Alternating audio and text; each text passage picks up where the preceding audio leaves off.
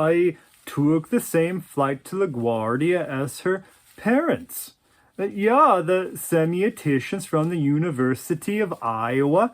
We were all very excited to see her first show. I knew she could get her own show, but to do it so quickly and with a good gallerist like Daryl Stanton, I had to explain to her parents that this was all really quite impressive. Though I was surprised to find what she'd hung in her exhibition. After her parents and I took her to a celebratory dinner, we all walked into the Stanton Gallery early, just before the opening officially began. The gallery was empty, aside from Celia and her parents and I. I prefer things that way. I'm just not interested in talking to anyone I used to know in the New York art world. But unfortunately, this was a rare instance where an old acquaintance might have been welcome. Celia, of course, stood naked in every photograph. I have no problem with nudity, usually, but I'd known her since she was little, and as we paced from one wall to the next, I do believe her parents tried very hard to not say anything about it. Her father said, "And this is open to the public?" Yeah, of course, Celia said. Why else would she ask you to fly here? We all laughed, knowing why he'd asked. On the first wall there was a single framed photograph blown up to 4 feet by 4 feet, large enough to make out the details of not only her, of course, standing nude on a platform, but of the many students' faces in the room. Only 1 or 2 students looked directly at her.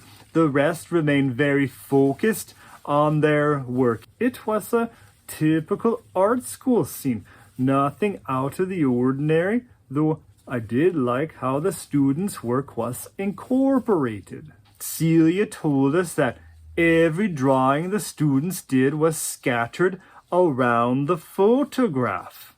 There must have been hundreds for each photo. I really did enjoy that. The drawings were haphazardly pinned to the wall or taped, and authors were allowed to fall right down to the floor. Even when we arrived, some of the drawings already lay scattered across the ground. It truly was interesting to see how each of these amateur artists saw her or interpreted her. We moved on to the next wall. The photographs were black and white, so it wasn't terribly easy to tell. But at the next photograph, her mother asked, "What are these marks on your body?" And Celia happily explained, "Bruises." No explanation. So her mother asked, "Bruises?" Still, there was no explanation from Celia. She said, "I'll explain at the end." And we eagerly awaited this explanation, especially as the marks became much darker in the next photograph.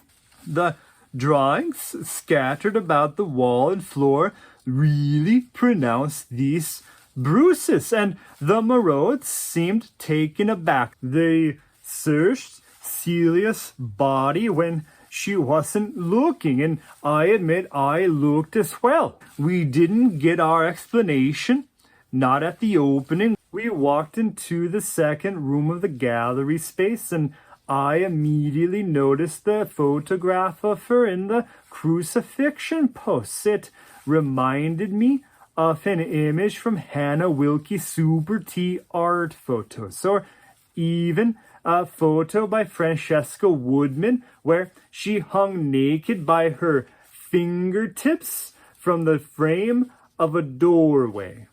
But this isn't where Celia led us. Celia rushed up to another set in the series, perhaps the final images. She looked at this last photograph and literally roared, "What the fuck?" The gallery was becoming quite crowded.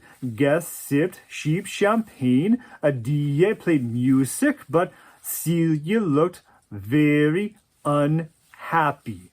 She spun around and yelled, "Daryl!" into the crowd.